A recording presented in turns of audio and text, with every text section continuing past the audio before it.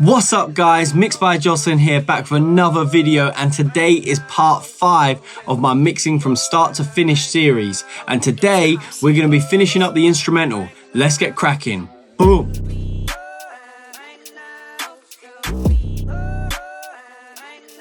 Okay, cool guys, so picking up exactly where we left off last time, we had just finished mixing a good chunk of this instrumental, and we're just gonna jump straight back in and finish up. So if you haven't watched the other parts yet, please do check them out. They will be in the links in the description, and I would highly suggest you watching this series from start to finish to make sure you fully understand the process and you're getting everything that I'm talking about in the show. Anyway, let's get cracking. So the next stem is this whistle, so let's bring that up and let's have a listen. Solo it. Okay, nice. Let's get it leveled.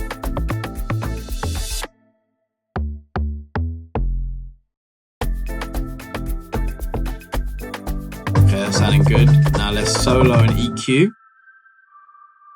We're gonna take out all of this bottom end because we don't need it, take too much away, and then bring it back in. It's a very narrow sound, so we can be quite precise with the EQ.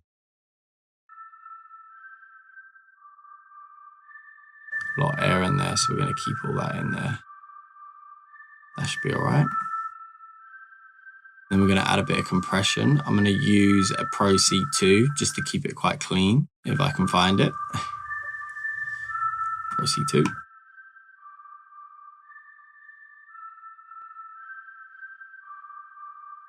Pull the threshold down, get a little bit of gain reduction. Keeping it quite tight. I want it to be kind of punchy. That sounds solo, see how that sounds?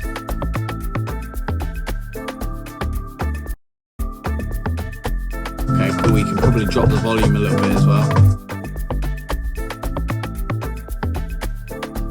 Okay, sounding good. This next stem, very quiet, that's a zoom in, can't even see it. Let's have a play and let's bring this up. Okay, so that's just a repeat of the saxophone we already have in there. Sometimes producers will be duplicating stuff just to kind of like add volume and things when it doesn't need to be there, but it's exactly the same. This is the same as well. Cool, doesn't need to be there. So I tend to just make executive decisions like that sometimes when I'm mixing, listening to a sound like, okay, cool, I can see what they're doing there, because this is probably the same as well.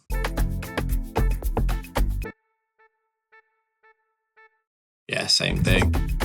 Just a lot of the same sax. They just obviously duplicated it to try and add like more body and oomph to it when I personally don't know if it needs to be there. But I might be wrong later on in the mix when we go to referencing, you know, it might be tonally doing something different and then we'll add it in. But for now, just for the sake of getting through the mix, I'll be like, okay, so duplicate, we can just keep moving.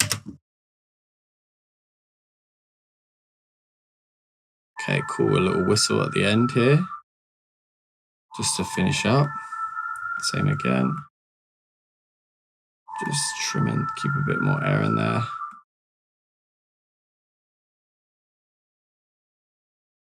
We're gonna add a bit of compression as well, just to help it cut through. And narrow, because it's very drenched in reverb and I want those notes to pop out, so I'm gonna do quite a tight reverb, so it's really ducking in and creating a bit more of a, you know, contrast in the sound. I see it comes in at the end, we'll keep it at that kind of like high volume for now. Hopefully that balance out and it kind of acts where it wants to be. Then we've got these last little effects here. So I remember what I did with this on the original mix. It was quite dry originally, but I actually wetted it up a bit. So let's get the volume first.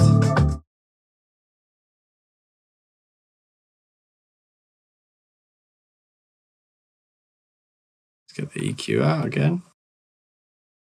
I'm going to take some of that low end out.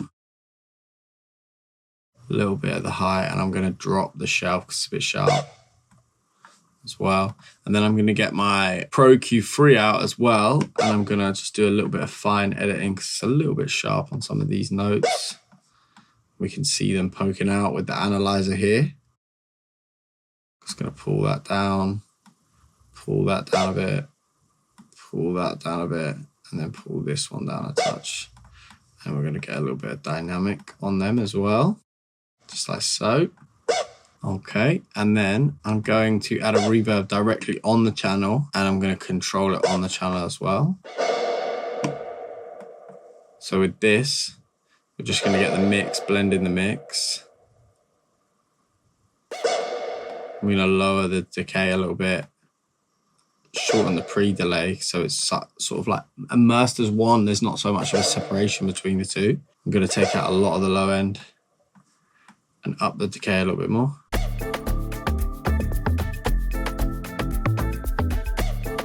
Nice. A/B it.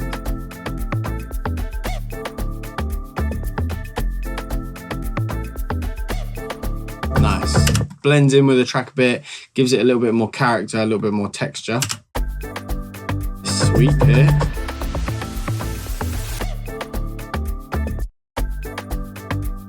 Lower.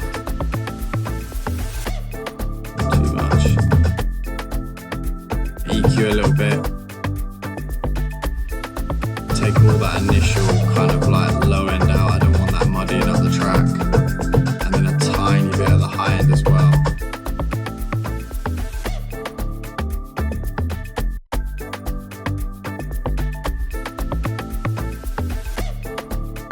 Okay, sounding good.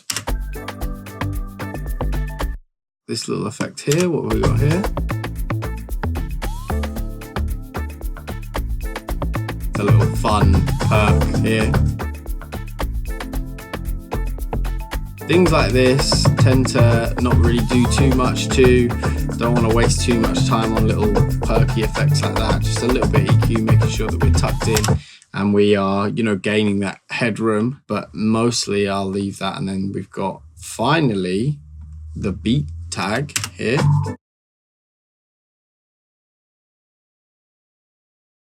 And these most of the time have been edited and affected and got their compression and reverb. So again, I just tend to do a little bit of tidying up on the EQ just to make sure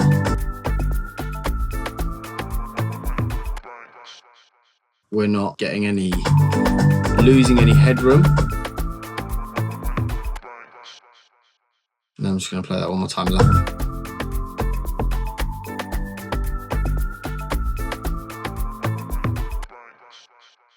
Okay, cool. So it doesn't need to be too loud because the instrumental sort of cuts out to allow it just to be heard right at the end there. So it doesn't need to be too loud going in. But now what we do in this stage is sort of like what I call, you know, we've spent a lot of time like zoning in and focusing on certain different parts of the instrumental. Then we go back, I call it stepping back and listening to the mix. So, you know, normally in a regular scenario where I wasn't filming a video, I might like step away, go make a cup of tea. Would you like a cup of tea? And then sit at the back of my room, listen to it there, go listen to it in my car, and just like, you know, take some time away from it and then listening to it in different environments before I get into the vocals, just so I can make sure the instrumental is sitting where I want it to sit and referencing it to any references they might have had before, again, as I said, to start to dive into the instrumental. So we'll just have a little playthrough. We won't play through the whole thing, but just to make sure that we're happy with where we are. So Harry, I'm going to play it kind of louder, so you want to just maybe cut my vocal out a little bit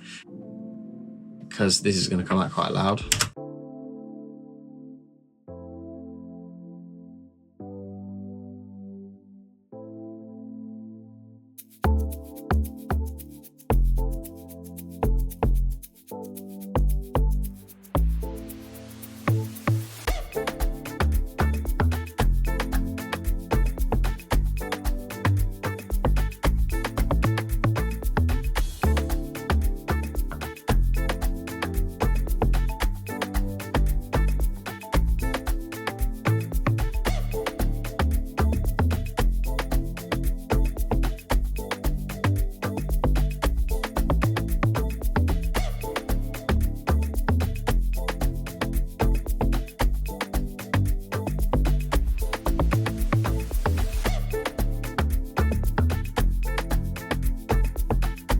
Okay, as of now, as of this current section, with it just being run through the limiter and taking into account that we've not quite finished it and adding the vocals, I'm relatively happy with where that is. And then obviously we're going to be doing a little bit more of the back end sort of tweaking as we go further into this series. But the next series, we will be starting on the vocals, which I'm sure a lot of you guys have been waiting for. We're going to be diving into the sort of initial tidying up and what I do to get my vocals in before I really then start to dive in and finish the mix with the vocals and everything else in there. So if you've liked this video, please give it a like. If you have any questions, please leave them in the comments below. And if you haven't subscribed yet, please do subscribe, because as I said, I'm releasing videos like this weekly, and this is part of a whole mixing series that I'm doing. And then in September, we've got some brilliant things planned as well for the channel. That being said, I will catch you guys in the next one. Safe.